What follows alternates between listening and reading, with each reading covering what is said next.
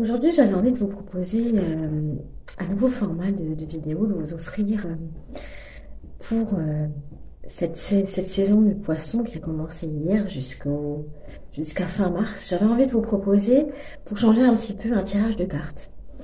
Parce que lors de mes séances, j'utilise également les cartes comme pour guider, pour accompagner. Et c'est une de mes passions aussi. Et finalement, je me suis dit, ça peut être aussi intéressant d'aller voir ce qu'elles ont à nous lire pour changer un petit peu sur ce mois du poisson.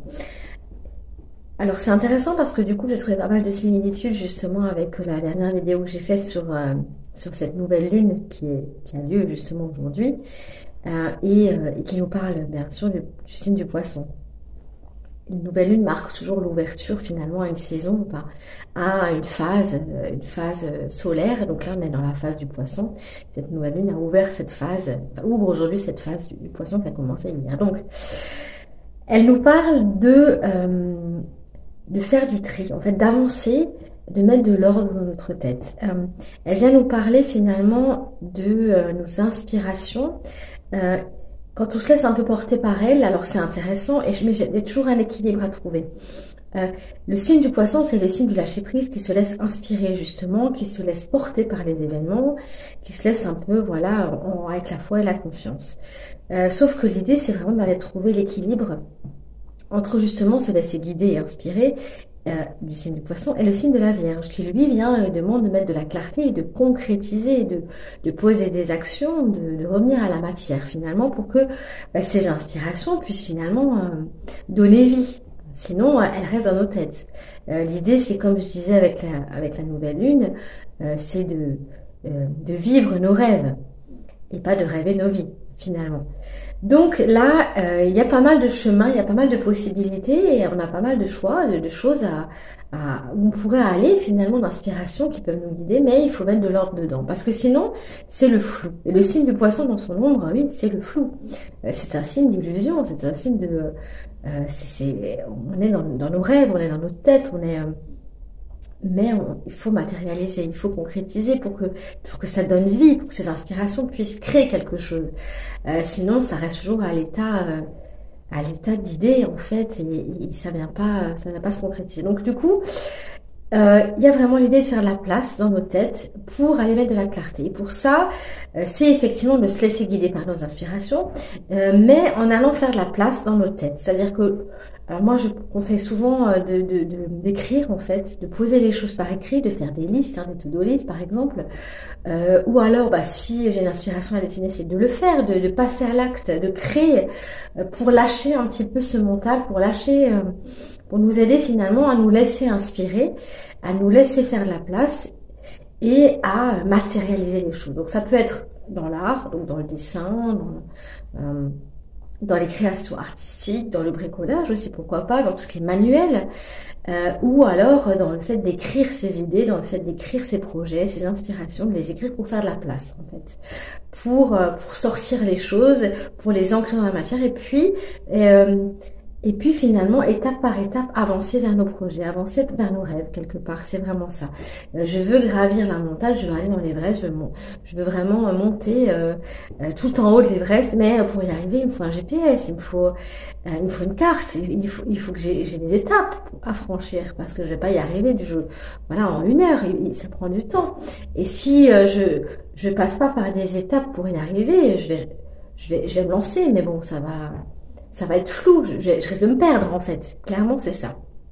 Donc, c'est vraiment de mettre de l'ordre et c'est d'aller voir voilà les étapes vers lesquelles je peux aller.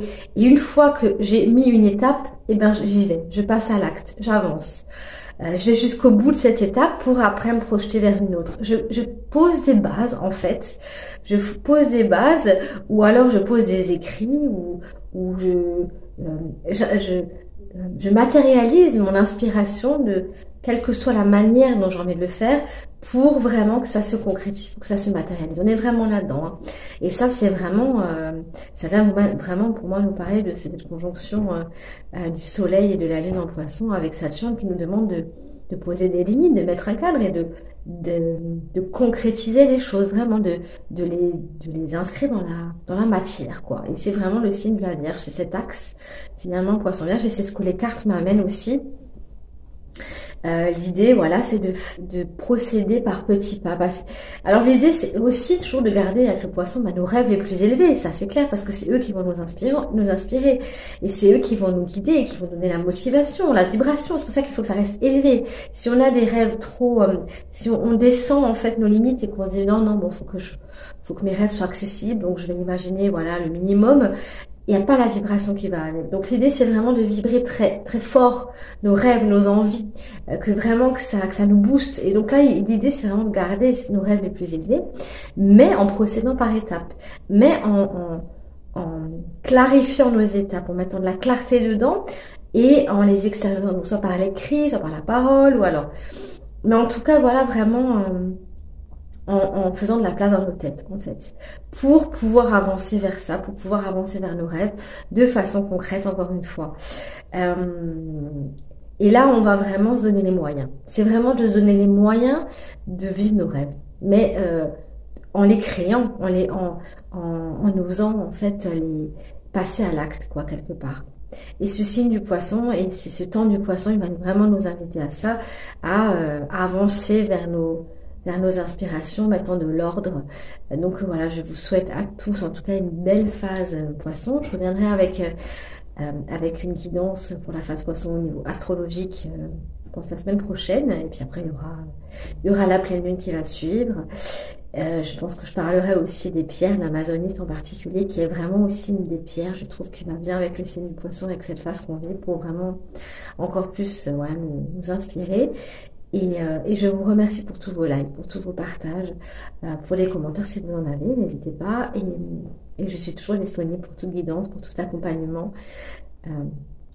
par l'astro, par les cartes. Je suis disponible par SMS, par mail, en messagerie privée. Je vous remercie. À bientôt.